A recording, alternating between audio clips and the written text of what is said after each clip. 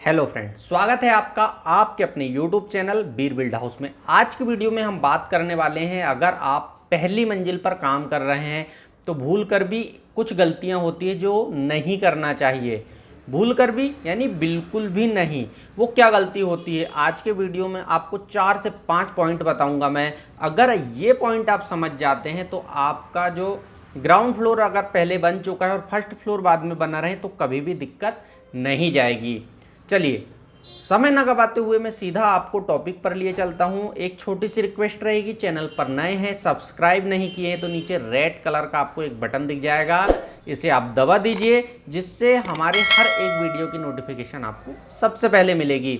बात करेंगे, सबसे पहला पॉइंट रहेगा कि ग्राउंड फ्लोर पर आपका काम हो चुका है, अब फर्स्ट फ्लोर पर आप काम कर रहे हैं तो यहाँ पर आपको कॉलम जो है इनकी पोजीशन ध्यान रखना है। क्यों? क्योंकि जब आपका नीचे ग्राउंड फ्लोर पर कॉलम का मार्किंग हुआ, फिर बीम बांधा गया, फिर उसके बाद स्लैब हुआ, और जब स्लैब की कास्टिंग हुई तब पता चलता है आपको कि हमारे कॉलम जो है अपनी पोजीशन से यानी अपनी लाइन से लगभग 1 इंच 2 इंच 3 इंच आउट है। तो ये चीज़ आपको बिल्कुल समझकर चलना है कि आउट तो नहीं है। अगर आउट है तो फिर इसे आप लाइन के लिए धागा लगाएं और फिर इसे आप सीधा करें कंक्रीट ज्यादा भरकर। पहला। दूसरा, पैरापेट वाल। पैरापेट वाल क्या होता है आप सभी जानते हैं, छत के ऊपर जो आप ऊपर बाउंड्री जैसे बनाते हैं इसे पैरापेट कहते हैं। अब ये पैरापेट वाल अगर आपकी ऑलरेडी बनी हुई है तो ये स्वाभाविक है 4 इंच की बनाए होंगे। आउटर आपकी जो दीवारें हैं 9 इंच होना चाहिए, इस कारण इस 4 इंच की दीवार को आप तोड़ दीजिए, हटा दीजिए।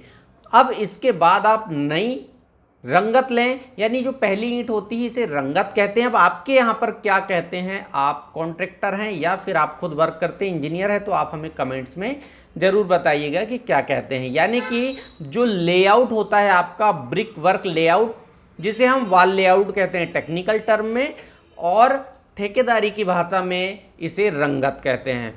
तो अब जब आप पहली वॉल लेआउट के लिए ब्रिक वर्क का आप लेआउट कर रहे हैं, इस समय आपको विशेष ध्यान रखना है कि कॉलम आपके लाइन में है तो किस तरीके से आप उन्हें सेट करेंगे कि आपके कॉलम कहीं भी ना निकले। यानी कि प्लानिंग को आपको विशेष तौर पर ध्यान रखना है। पुरानी जो पैरापेट है उसे आपको हटा देना है। ये हो जाते हैं आपके 2 पॉइंट। तीसरा पॉइंट, टॉयलेट।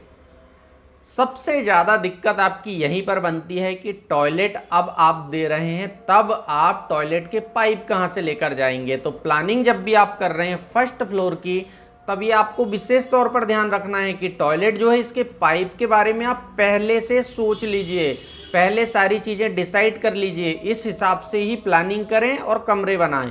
अदरवाइज आपकी टॉयलेट कहीं और है, ग्राउंड फ्लोर की सेप्टिक टैंक कहीं और है, तो आप परेशानी में फंस जाएंगे और आपका लगभग 4-6 इंच तक नीचे का डाउन आ जाएगा। तो इस कारण कहते हैं कि प्रॉपर एक कंसल्टेंट इंजीनियर को हायर करके ही प्लानिंग कराएं तो ज़्यादा बेहतर होता है।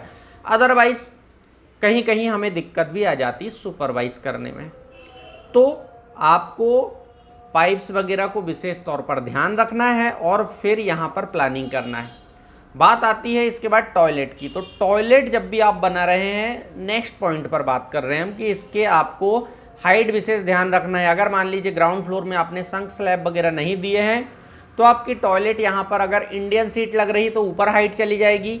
अब इस कंडीशन में आप अगर पहले ही बॉक्स डाल देते हैं टॉयलेट का, तब आपको यहाँ पर दिक्कत बन जाएगी।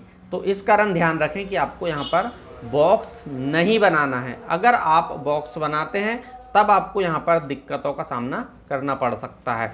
अब इसके बाद अगर हम बात करें, जब भी आप यहाँ पर सीट लगा रहे हैं तो उसकी हाइट आपकी ऊपर चली जाएगी।